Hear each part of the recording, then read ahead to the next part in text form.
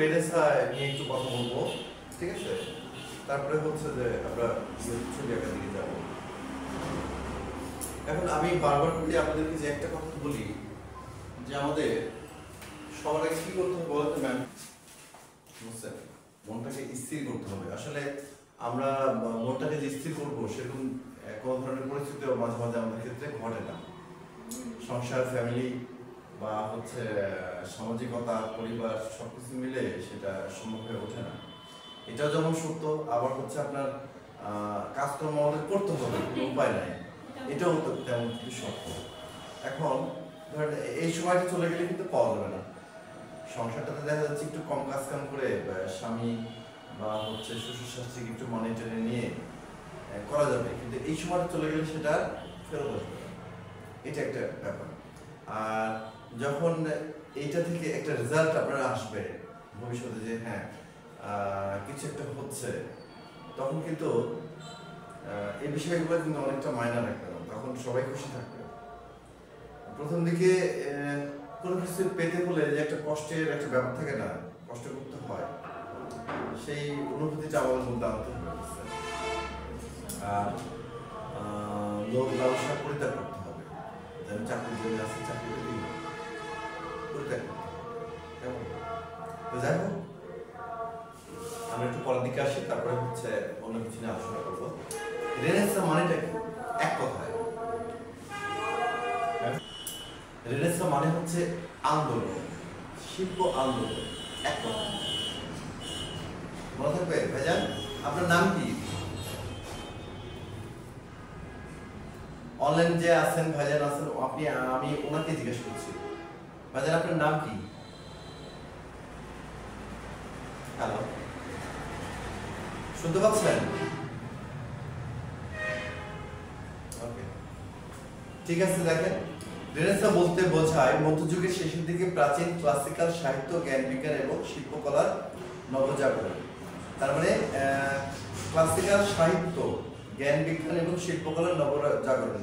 এখানে কয়টা? প্রায় তিনটা জিনিস দেখাচ্ছে না? তিনটে তো শিল্প, তিনটে শিল্প না? তার মানে কি যাচ্ছে? শিল্পের নবজাগরণ, মানে নতুন ভাবে একটা শিল্প সমাজের সামনে তুলে ধরা। যেমন ধরেন যে উদাহরণ দেই, একটা সময় কিন্তু ছিল যে প্রতিবাদ, আপনি কোনো কিছুতে প্রতিবাদ করতে চাচ্ছেন, দ্যাটস ওয়াই আপনি একটা প্রকাশভঙ্গি দরকার যে প্রতিবাদটা কিভাবে করবেন। আপনি কি মিছিল করে প্রতিবাদ করবেন, না ককটেল ফুটিয়ে প্রতিবাদ করবেন, না বটি হাসিয়া নিয়ে হচ্ছে দৌড় দিবেন? একটা তো প্রতিবাদের ভাষা আছে। এখন এই ভাষাটা রাজনীতির ক্ষেত্রে এসে দেখা গেল যে অস্ত্র আমরা এগুলো পরিত্যাগ করি, অস্ত্র পরিত্যাগ করে হচ্ছে কি করি আমরা? হচ্ছে রাজনীতির যে ভাষা, যে শব্দ প্রয়োগ আছে, সেটা ব্যবহার করে সমাজে একটা নতুন কোনো কিছু করার চেষ্টা চালায় এবং রাজনীতির একটা মোড় ঘুরিয়ে দেয়। কারণ আমাদের দেখবেন ছোটখাটো কিছু হলেই গণ্ডগোল, ছোটখাটো কিছু হলেই মারামারি, এই কোন সার্বিক হচ্ছে, ইদানিং এখনো হচ্ছে। তো এইটাই ধরেন যে একটা সময় ব্যাপক আকারে মানুষের মধ্যে এই ভ্রান্ত ধারণাগুলো ছিল। ছবি আঁকাকে যে যার মতন করে ছবি আঁকা শুরু করতো, যে যার মতন করে হচ্ছে উল্টাপাল্টা ভাবে প্রকাশ অনেক সময় করতো। আবার দেখবেন যে উল্টাপাল্টাগুলো এক সময় মজা লাগতো, ব্যতিক্রমিক একটা ব্যাপার থাকে। যেমন ধরেন যে সূর্য উঠে তো পূর্ব দিক থেকে, অস্ত যায় পশ্চিম দিকে, তাই না? তাহলে পূর্ব দিকে উঠে অস্ত যায় হচ্ছে পশ্চিম দিকে। তারপর কি হলো যে যখন এটার মধ্যে একটা সীমাবদ্ধতা নিয়ে আসার চেষ্টা চালালো, যে আসলে সূর্য এদিক থেকে উঠে আবার এদিকে অস্ত যায়, এই যে মানসিকভাবে যে এই দ্বন্দ্বটা তৈরি হলো না, এই দ্বন্দ্ব তৈরি হওয়ার ফলে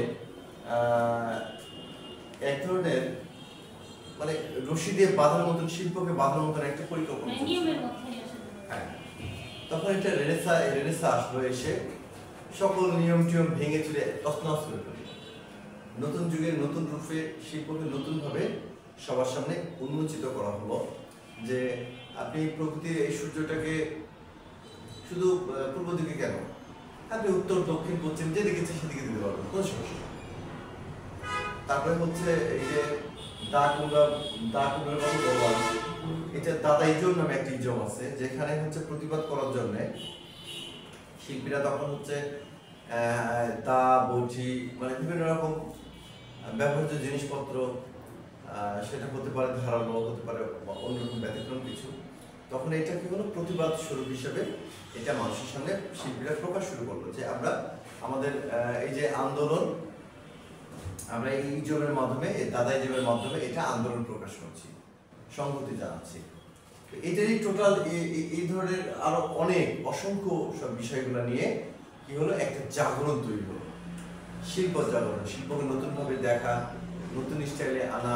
তারপরে হঠাৎ করে দেখবেন 1800 শতকের দিকে কি হলো, ইন্ডাস্ট্রিয়াল কার্যকলাপ শুরু হলো না, মেশিনারি তৈরি শুরু হলো, ব্রিটিশরা হচ্ছে নতুন নতুন যন্ত্রপাতি আবিষ্কার শুরু করলো, এক প্রকার বিপ্লব শুরু হয়। সেই বিপ্লবটা প্রথমে আসে হচ্ছে ছবি আঁকা দিয়ে, ছবি আঁকা দিয়ে বিপ্লবটা শুরু হয়। তারপরে আস্তে আস্তে সেই যে আপনার যে কলকারখানা শিল্প যে বিপ্লবটা, তখন এটার সাথে সংহতি হয় এবং নতুন একটা মাত্রা যোগ হয়, যেটাকেই যেটা সংক্ষিপ্ত রূপকে আমরা বলছি হচ্ছে রেনেসাঁ। হ্যাঁ, গ্রিক ক্লাসিক্যাল যুগে যেসব কালজয়ী মহাপুরুষ জন্মগ্রহণ করেছিলেন এবং তারা যে জ্ঞানের আলো ছড়িয়ে দিয়েছিলেন তাকে নতুন করে জাগিয়ে, নতুন করে বুঝে, নতুন জ্ঞানের আলো দিয়ে সেই শিক্ষাকে গ্রহণ করা হয়েছিল। এটা ইউরোপকে নতুন সংহতি উপহার দিয়েছিল। সাধারণত আমরা রেনেসাঁ বলতে বুঝি অন্ধকারাচ্ছন্ন মধ্যযুগ থেকে ইউরোপের উদ্ধার প্রাপ্তি। রেনেসাঁ সময়টাকে ধরা হয় মধ্যযুগ থেকে আধুনিক যুগে স্থানান্তরের সময় হিসাবে। এটা আধুনিক যুগের সূচনা এবং মধ্যযুগের সমাপ্তি করে। ইতিহাস পর্যালোচনা করলে আমরা দেখতে পাবো যে ইতালিতে এই পুনর্জাগরণের পিছনে অনেকগুলো কারণ রয়েছে। আচ্ছা, আর একটা কথা বলি, অন্ধকার যুগ কাকে বলা হয়? Annual guess? হ্যাঁ, এবং সালটা কত? 650 থেকে 1200। শিওর? এটা আপনি ইতিহাস পড়ে দেখছেন ম্যাম? নয় শিওর? না, এটা প্রথম না, যুগ বলা হয় যে সময় হচ্ছে কোনো কিছু লেখা মানে কোনো কিছু প্রকাশ হয়নি, ওইটাই 650 থেকে 1200। ওনাদের তো ঠিক আছে, 50 থেকে 1200 বুঝছেন? 650 থেকে এটা সামগ্রিক নিয়ে একটু বললো, আর আমি আরেকটু ক্লোজলি শুনতে চাচ্ছিলাম, আরো ক্লোজলি যদি আপনি যেতে চান সেক্ষেত্রে হচ্ছে মেবি 1100 থেকে 1300 পর্যন্ত। হ্যাঁ, 1100 থেকে আমি এটা বলতেছি, মানে কি মত আছে এই সময়টা, হ্যাঁ এই সময়টা খুবই ভয়ঙ্কর যুগ ছিল এবং পরিপূর্ণ একটা অন্ধকার যুগ বলা হয়, সেটা ছিল এই সময়। বিশেষ করে আপনার কোনো সাহিত্য, কোনো প্রবন্ধ, কোনো শিল্প রচনা ম্যাক্সিমাম কিছু হচ্ছে অধঃপতন দিকে গেছে এবং ভয়ঙ্কর ভাবে সেটা হচ্ছে ওই তো আনন্দ একদম একটা স্তূপে কাব্যবন্ধ কিছু পাওয়া গেছিল ওই অন্ধকার যুগে, মানে 1250 সালের মধ্যে। ওই তো আরণ্যক সম্ভবত একটা বই পাওয়া গেছে, সেটা কিছু আরণ্যক একটা সেটা কিছু এইভাবে লিখিত পাওয়া নামটা শুনছি কিন্তু নামটা মনে বলা ভুল হচ্ছে। আরণ্যক ঠিক আছে স্যার, ওই তো ঐতরীয় আরণ্য, ঐতরীয় আরণ্য, আরণ্য, তাহলে ঠিক আছে। আমি আরণ্য বুঝেছি, আরণ্য বইতে গেছে আরণ্য। যাই হোক, মানে এই সময়টাই হচ্ছে, এটা আমি যতটুকু জানি যে 1130 না 1150 থেকে এই 1300 শতাব্দী পর্যন্ত, খ্রিস্টাব্দ পর্যন্ত এটা ভয়ঙ্কর একটা সময় ছিল, যে সময় শিল্পকলার কোনো বালাও রচনা হয়নি। দেখেন যে তারপরে রোমান সাম্রাজ্যের পতনের পর কনস্ট্যান্টিনোপলকে কেন্দ্র করে নতুন সভ্যতা গড়ে ওঠে। ওই নগর ছিল প্রাচ্য এবং পাশ্চাত্যের মিলন ক্ষেত্র। কনস্ট্যান্টিনোপল, বুঝছেন? নামটা মনে রাখেন, এটা আপনারা সামনে হয়তো এর সাথে পরিচিত হবেন। পশ্চিম ইউরোপে এই সভ্যতা যথেষ্ট প্রভাব বিস্তার করে। বিভিন্ন নগর রাষ্ট্রের উৎপত্তি রেনেসাঁ আন্দোলনের অবিচ্ছেদ্য অংশ। ইতালিতে ভেনিস, ফ্লোরেন্স প্রভৃতি নগর রাষ্ট্রের উৎপত্তি হয়। এই সমস্ত রাষ্ট্রের মধ্যে জাতীয়তাবাদী চেতনার বিকাশ হয়, ফলে একটি নগর রাষ্ট্র অপর একটি নগর রাষ্ট্র অপেক্ষা অধিকতর উন্নতি লাভ করার চেষ্টা করতে থাকে। এতে প্রতিযোগিতার সৃষ্টি হয়, তাই রেনেসাঁর অন্যতম প্রধান কারণ। এটা আসলে উপলব্ধি করার ব্যাপারে, পড়াগুলা উপলব্ধি করলে মোট কথা মনে রাখবেন যে রেনেসাঁ মানে হচ্ছে আন্দোলন, একটা নতুন জাগরণ, একটা শিল্পের নতুন একটা ইতিহাস তৈরি হওয়ার পথে। এটা যখন 1300 সনের পর থেকে 1400 সন থেকে 1600 সন পর্যন্ত মোটামুটি হচ্ছে এই যে জাগরণের শিল্পে রেনেসাঁর যে যুগটা, 1400 পর থেকে আসলে মূলত কাউন্ট করা হয়, কিন্তু এইটা আধুনিক যুগের সাথে আধুনিক যুগের স্থানান্তরিত হওয়ার মধ্যস্থতাকারী রেনেসাঁ। এটা মেবি হচ্ছে আপনার 1800 সন থেকে এটা অনেকে কাউন্ট করে, কিন্তু আমরা যতটুকু পড়ছি আমাদের ধারণা মতে রেনেসাঁ শুরু হয় হচ্ছে 1400 শতকের পর থেকে। 1215 সাল থেকে না, 1300 সাল পর্যন্ত অন্ধকারিত ছিল, আসবে না। এরপর থেকে হচ্ছে 1400 সনের পর থেকে মোটামুটি একটা আলোড়ন সৃষ্টি হয় এবং জাগরণ তৈরি হয়, নবজাগরণ। ওই খাইছেন আপনি? আমি তো খাই, টিউবওয়েল নিচে একটাই আছে, কি আর করবো? না না, পানি হচ্ছে যে নিয়ে আসবেন, বোতল নিয়ে আসবেন, সমস্যা নাই। পানির বোতলের প্রয়োজন আমি দাম দেবো না, পানিটা আসলে পানির বোতলে নিয়ে আসতে হবে। পানির বোতলটা সবার আগে, মানে পানিটা হচ্ছে আমার অধিকার। তা তো অবশ্যই, আমি এই পানিটা অধিকার, কিন্তু এটাতে আয়রন আছে তো আমি ওই খাই, তাও একদিন এলে 3-4 দিন। তো আপনাদেরকে এই গল্পগুলো শোনার দরকার আছে। হ্যাঁ, তো আপনার আমার সময় ছিল হাতে তখন 5 মাস, সামনে 5 মাস আছে। 5 মাসের মধ্যে আমি ধরেন যে চারুকলা সম্পর্কে আমার idea zero. I have no idea, pencil বা ইরেজার বা ছবি আঁকা আমার কোনো আইডিয়া নেই। সায়েন্সের স্টুডেন্ট আমি, আসছি সায়েন্স থেকে কমার্সে ভর্তি হয়েছি, ডিগ্রি কলেজ, তারপর সিটি কলেজ, ওখান থেকে তারপরে অ্যাডমিশন রাজশাহী কলেজ, তারপরে আবার অ্যাডমিশন। এখন আমার যখন কোনো আইডিয়া ছিল না, তখন আমি চিন্তা করলাম যে আমাকে একমাত্র বাঁচাতে পারে, আমার মানসিক দিক ঠিক করতে পারে, অথবা দ্বিতীয় অপশন ছিল আমার হচ্ছে আমাকে আর্মিদের মধ্যে ঢুকাই দিবে, অথবা আবার ব্যবসাতে আমাকে ঢুকাই দিবে। এই ভয়টা আমার খুব ছিল, কিন্তু আমার নেশা ছিল দুইটা, ক্রিকেট খেলা, পড়াশোনা, দুইটার নেশা। তখন এই যে চিন্তা করতে করতে করতে যে শুরু করলাম, চিন্তা করলাম আর চিন্তা করবো না, যা হবে ডাইরেক্ট।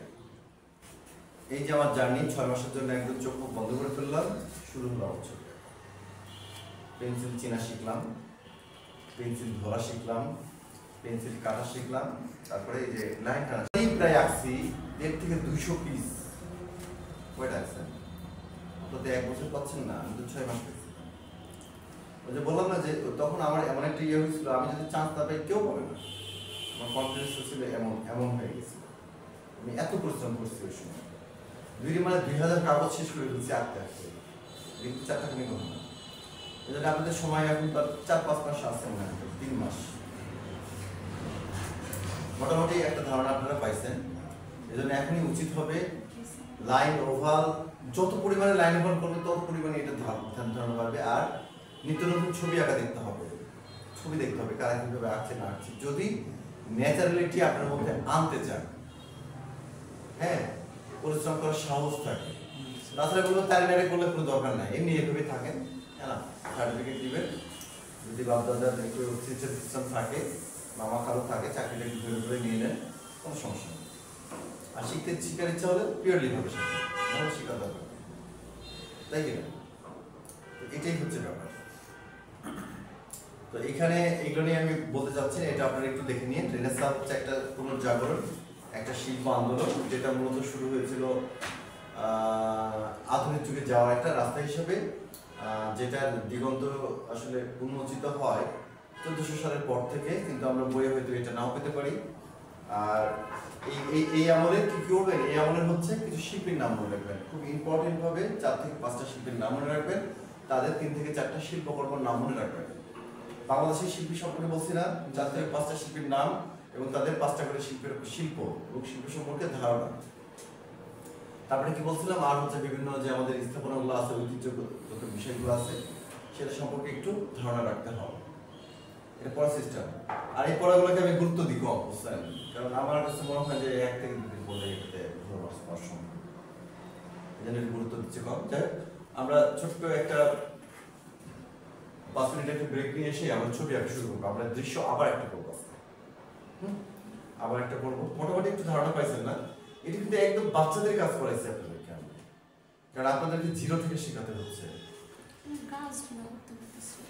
তারপর হচ্ছে আপনারা কি করছেন, আপনারা কিন্তু ওভার লাইন বাদ দিয়ে দিচ্ছেন, কারণ আপনারা ছবি আঁকা শুরু করছেন যে ওটা বাদ দিয়ে দিচ্ছেন, তাই না? কিন্তু ওটাই ছিল মূল। আপনারা কি পরিশ্রম করতেছেন বলো, এইগুলো পরিশ্রম করে লাভ নাই। এক দিনে 4টা-5টা করে পেজ শেষ করবেন, বোর্ড থাকবে হাতে, এখানে কালি পড়ে যাবে। ছবি আঁকতে আঁকতে আপনাদের এই জায়গাগুলো কালি হয়ে যাবে। কালি কখন পড়তে পেন্সিল একদিনে অর্ধেক শেষ হয়েছে, ওরা আমি দেখবই না। আপনার খাতা ছিঁড়ে ফেলছে। হ্যাঁ, এই একটা পেজ নিয়ে আসছেন এইভাবে, এটা আমি আশা করিনি আপনার কাছে। এই কাজটা কখনো করবেন না ভাইজান। পেজ প্রয়োজনে নিয়ে আসলে আপনি গোল করে রোল করে নিয়ে আসেন, সাহস থাকলে 5-6টা পেজ নিয়ে আসেন, একটা করে নিয়ে আসছেন। এইভাবে কেন নিয়ে আসছেন? নো, এটা কিন্তু আপনার কাছে আমি আশা করিনি ভাইজান। এই যে রোল করবেন, পেজগুলো ভাঁজ করেন কেন? মানে মানে কেটে কেটে ইয়ে করতে না না না হবে। এরকম না গোল গোল। ও আচ্ছা আচ্ছা।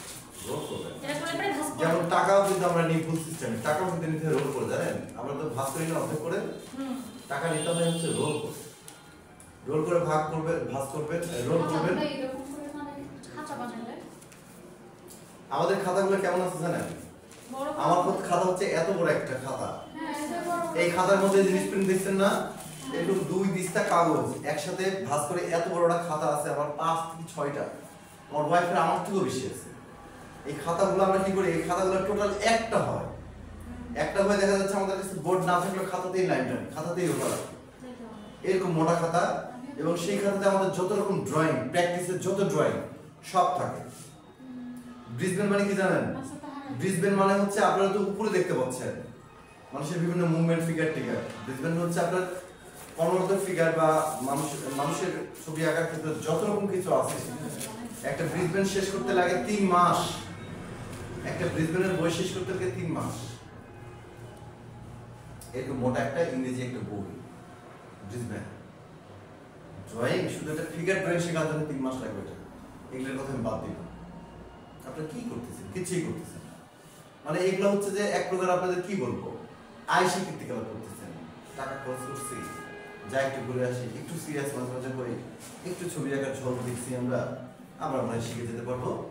আমরা হচ্ছে ওকে চাকরি পেয়ে যাচ্ছি, মা টেনশন করো না। ওয়াইফকে বলতেছেন ওকে, হাজবেন্ডও খুব খুশি।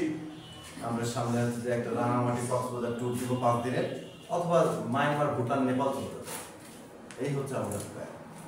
আমরা তো সবসময় মাথাতে ঘুরপাক খায়, কবে সে মায়ানমার যাবে, কবে হচ্ছে ঘুরতে যাবে, কবে কি, এই চিন্তাগুলো করি। মেয়েদের মাথায় যেটা হয় সারাদিন এটাই ঘুরে। ঘুরতে যাওয়ার তো দরকার আছে। আগে কাজগুলো সারেন, তারপরে ঘুরতে যান। আপনার হাজবেন্ড অবশ্যই নিয়ে যাবে আপনাদেরকে, কেন নিয়ে যাবে? শুনেন, একটু সিরিয়াস হন, একটু সিরিয়াস হন। ছবি আঁকার ক্ষেত্রে সিরিয়াস হতে হবে। ছবি আঁকার ক্ষেত্রে তাই নাহলে করলে পারবেন না। ছবি আঁকার ক্ষেত্রে আগ্রহ বাড়তে হবে। ছবি আঁকার ক্ষেত্রে গান শুনতে হবে, ভাবতে হবে। ছবি আঁকাটা মানে চিল্লাচিল্লি না, হিহুল্লোড় না। ছবি আঁকাটা কল্পনা, ছবি আঁকাটা ভালোবাসা, ছবি আঁকাটা হৃদয়ের যে আপনার যে পার্সোনাল যে ব্যক্তিত্ব, সেটার প্রতিফলন ঘটানো।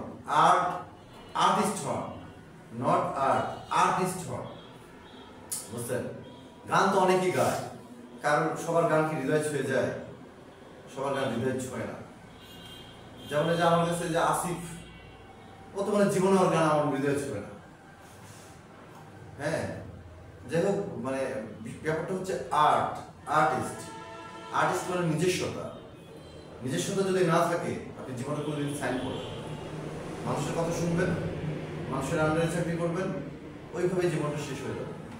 আর এই ছোট্ট জীবনকে যদি একটু মধুরময়, আকর্ষণীয় করে তুলতে চান, ব্যতিক্রম করে তুলতে চান, নিজেকে তৈরি করেন, নিজের মধ্যে যে ব্যাপারগুলো আছে সেটাকে বের করেন। যেমন গানের অডিশন কিন্তু অনেকে দিতে চায়, তাই না?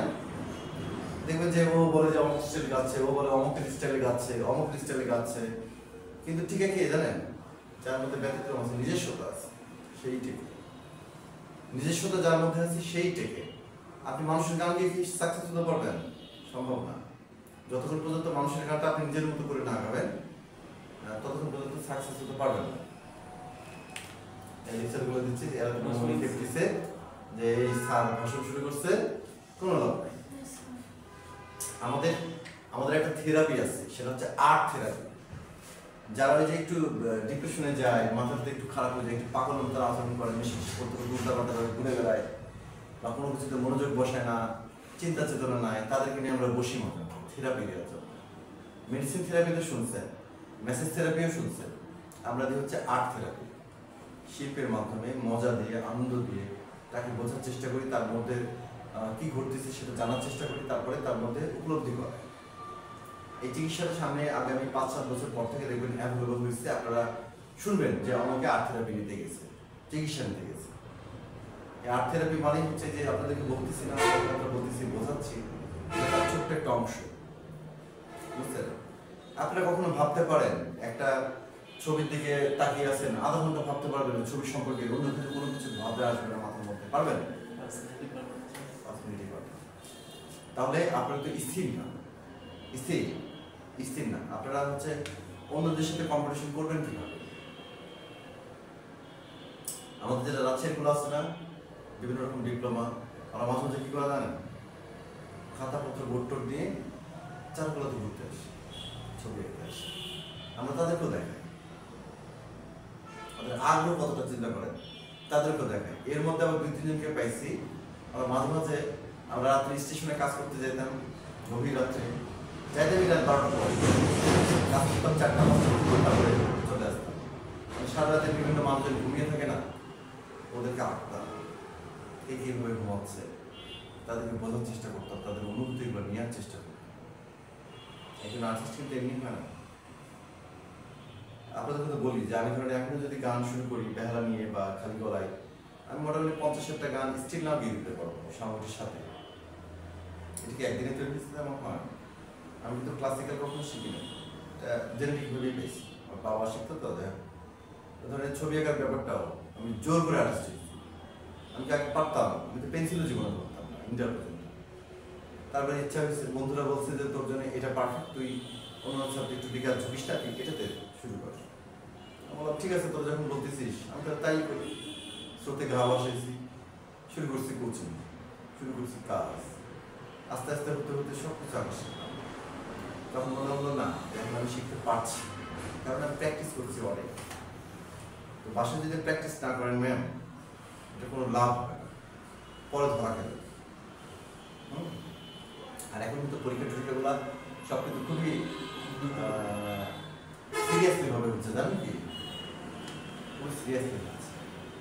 তো ঠিক আছে, আমরা ছোট্ট একটা ব্রেক নিয়ে এসে ছবি আঁকা শুরু করি, আমরা দৃশ্য একটা করবো, ঠিক আছে ম্যাম?